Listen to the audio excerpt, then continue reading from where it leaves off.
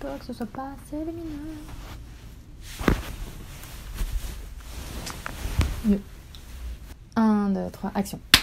Troisième.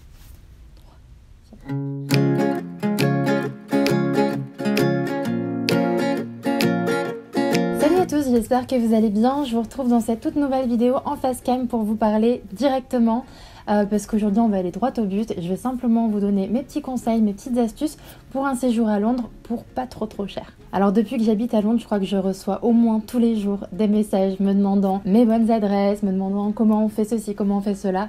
Voilà, vous me posez énormément de questions, donc je me suis dit que ça pouvait peut-être être intéressant de vous parler un petit peu de comment organiser, comment programmer, comment ça se passe, qu'est-ce qu'il faut faire quand on prévoit un séjour à Londres. Pour les personnes qui viennent régulièrement à Londres, je ne sais pas si je vais vous apporter beaucoup d'informations supplémentaires, mais voilà, dites-le moi en commentaire si en tout cas mes petits conseils, mes petites astuces vous auront aidé. Donc dans un premier temps, on va parler du transport. Alors pour venir à Londres, il y a plusieurs possibilités et en fait tout dépend vraiment de là où vous venez. Donc on a tout d'abord l'avion. Personnellement, je prends toujours ou Ryanair ou EasyJet, mais c'est bien plus souvent Ryanair, mais ça dépend vraiment de où vous partez encore une fois. Et finalement, les prix des billets sont pas si chers qu'on peut le penser, bon en tout cas ça dépend d'où vous venez.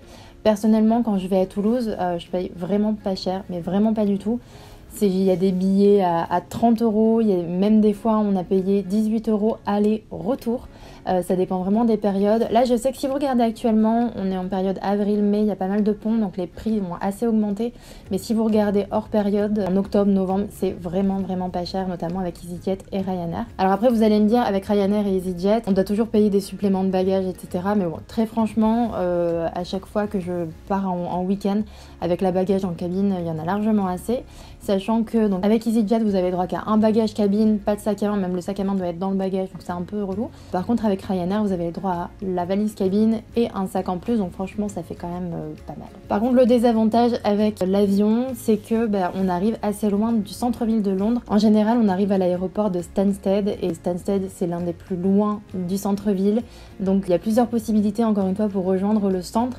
Personnellement, je prends quasiment tout le temps le train, je trouve que c'est ce qu'il y a de plus rapide, on y est en 45 minutes. Il n'est pas non plus excessivement cher, mais bon, c'est à rajouter aussi dans le prix du billet. C'est à peu près, je crois, 17 livres. Et en fait, c'est très simple, hein. Quand vous sortez de l'aéroport, vous avez la station qui est juste en bas. Il y a des panneaux de partout, vous allez la trouver. Après, si vous voulez que ce soit un peu plus économique, vous avez le bus, mais là, il est un peu plus long, 1h30, 2h, en fonction des embouteillages. Mais je crois que vous payez moins de 10 €, enfin moins de 10 livres. Donc c'est quand même assez intéressant. Ensuite, il y a la solution du train en prenant l'Eurostar. Donc l'Eurostar, je pense que tout le monde connaît, mais je ne sais pas si tout le monde connaît Eurosnap.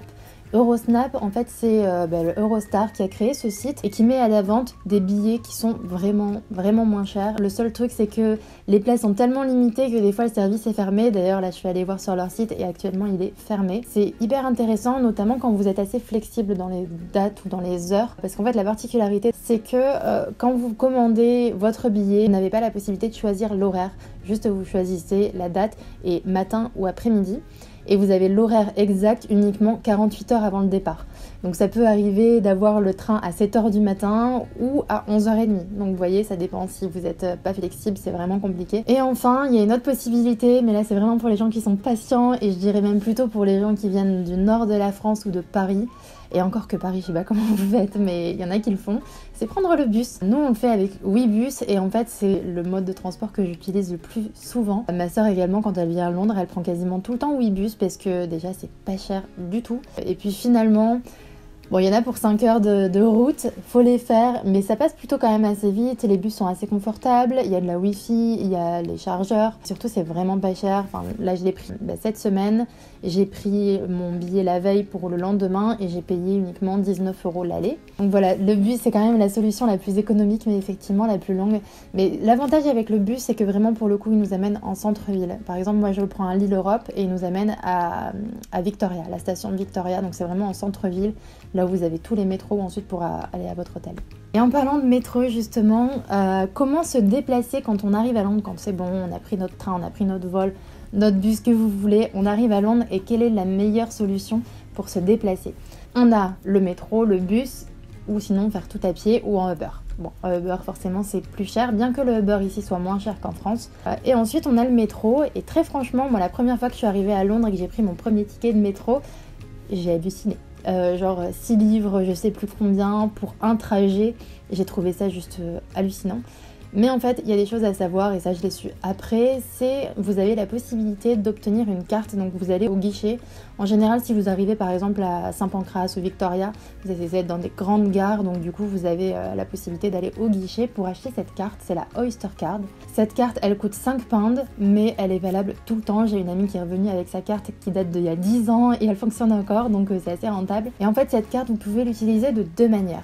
Ou le faire en top-up, c'est ce que je fais moi le plus souvent, c'est-à-dire qu'au guichet, vous rajoutez de l'argent sur votre carte, donc autant d'argent que vous voulez, et comme ça à chaque fois que vous allez passer le métro, donc vous tapez, vous top-up la carte, et chaque trajet vous coûte à peu près 2,40 livres.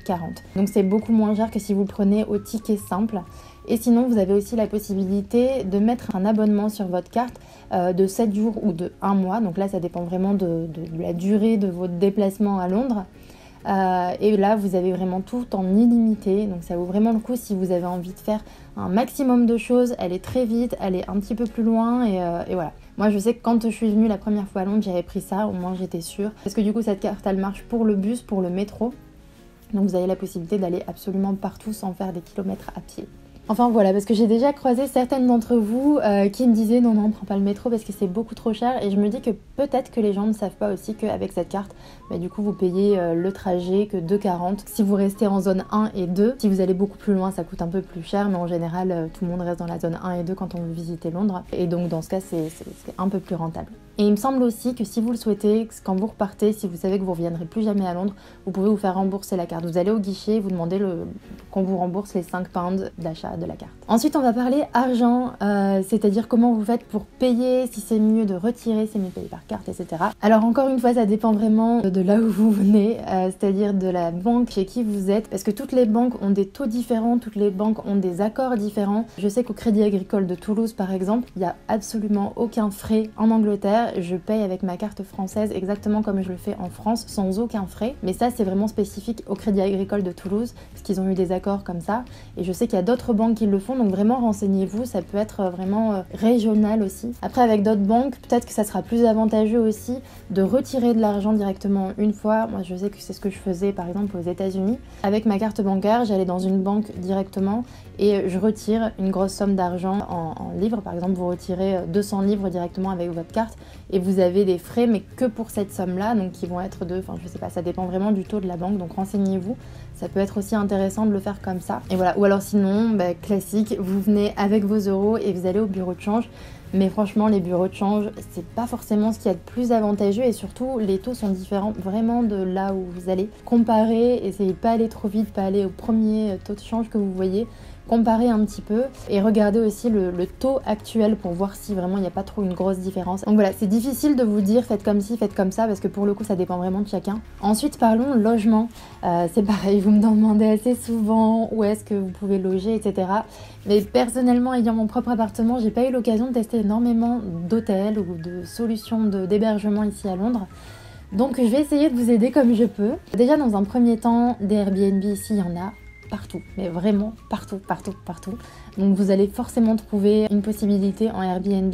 Après, les Airbnb sont quand même assez chers ici, je trouve, comme tous les hôtels aussi sont assez chers. Donc si vous aimez bien ce côté un petit peu proximité, je trouve que c'est sympa aussi d'être dans un Airbnb à Londres pour vraiment vivre la vie londonienne, d'être dans un vrai appartement londonien. D'ailleurs, avec Airbnb, on a un code promo, je vous le mettrai là ou je vous le mettrai également dans la barre d'infos. Vous avez au moins 25% sur votre première réservation.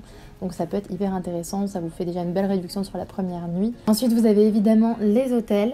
En hôtel, on m'avait conseillé Travelodge. Apparemment, il y a un bon rapport qualité-prix. J'ai une amie qui m'avait dit qu'elle allait régulièrement au Travelodge de Covent Garden, donc c'est vraiment en plein centre-ville. Et c'est vrai que les Travelodge en général, c'est quand même des bâtiments assez neufs, donc du coup on se retrouve un peu plus dans un genre Ibis et le rapport qualité-prix est plutôt pas mal. Mais il y a aussi Easy Hotel qui fait partie de la compagnie EasyJet, encore une fois ils font toujours du moins cher, donc là pour le coup c'est vrai que c'est vraiment pas cher. Ils ont plusieurs hôtels, je suis déjà passée devant à South Kensington qui est plutôt pas mal, j'ai jamais vu à l'intérieur, j'ai regardé quelques photos, bon encore une fois c'est très froid, c'est très voilà, mais bon. Au moins on a des prix qui sont vraiment pas très chers, parce que franchement j'ai déjà testé des hôtels du coup vraiment hôtels typiques à Londres. Et franchement, en fait, à Londres, tous les bâtiments sont assez anciens et pas forcément rénovés.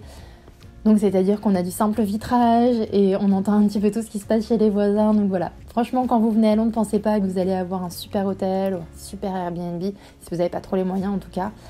Mais bon, quand on vient à Londres, on reste pas dans la chambre d'hôtel, on n'y fait que dormir. Donc voilà, c'est ce qu'il faut se dire. Si vous cherchez un logement, c'est vrai qu'il y a des quartiers qui sont plus ou moins chers que d'autres.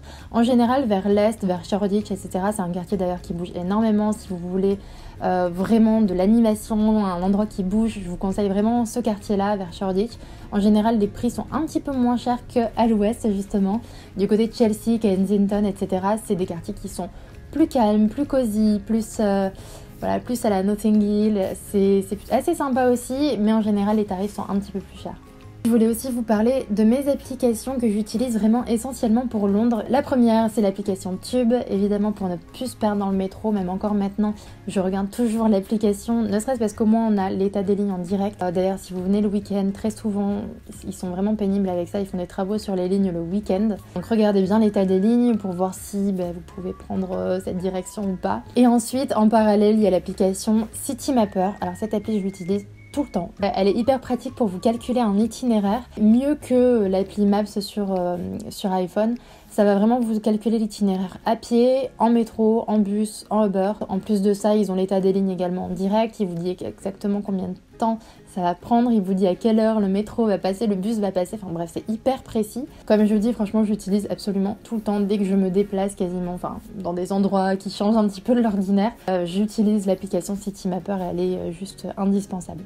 Ensuite, j'ai l'application Convertizo. Convertizo, du coup, je l'utilise essentiellement pour la conversion de pounds, de livres en euros. Donc ça, c'est vraiment utile quand vous faites les magasins. Et surtout aussi, ça vous permet de connaître le taux exact. C'est ce que je vous disais tout à l'heure quand vous êtes dans un bureau de change. Regardez directement sur l'application Convertizo, vous faites 1 euro équivaut à combien de livres. Et c'est tout le temps mis à jour, donc vous avez vraiment le montant, le taux exact en temps réel. Donc comme ça, vous avez la possibilité de comparer est-ce que c'est le bon taux par rapport à ce que vous propose le marchand ou pas. Voilà, c'est assez utile pour ça. Et dernière application, je vous en ai déjà parlé de celle-ci, c'est Maps. Je l'utilise tout le temps en ce moment, j'adore cette application. En fait, j'ai répertorié dedans toutes mes adresses londoniennes, enfin toutes les adresses que j'ai testées, essentiellement les restaurants. Et ils sont catégorisés par restaurant, brunch, petit déjeuner, etc. Comme ça, voilà, vous êtes souvent à me demander si j'ai des bons restos, etc. à conseiller. Franchement, il y a tout là-dedans. En plus de ça, en général, à chaque fois que j'ajoute une adresse, je mets un petit commentaire pour dire où ce que j'ai pris, où ce que j'ai aimé exactement, etc. Donc voilà, c'est une application qui pourra peut-être vous aider à voir où dîner, où aller manger, pour faire un brunch, etc. Enfin voilà, je pense que ça peut vraiment vous aider. Donc vous avez juste à m'ajouter dans la recherche, vous notez TWOS et vous allez retrouver notre carte. Donc voilà, et maintenant si vous vous posez la question que faire lors d'un week-end à Londres, je vous renvoie vers ma vidéo. Donc voilà, j'espère vraiment que cette vidéo vous aura aidé, vous sera utile pour votre prochain week-end à Londres. Si vous avez des questions, n'hésitez pas à me les poser en commentaire, j'y répondrai avec grand plaisir. Et voilà, je vous fais plein d'énormes bisous et je vous dis à très bientôt pour de prochaines vidéos. Bye bye!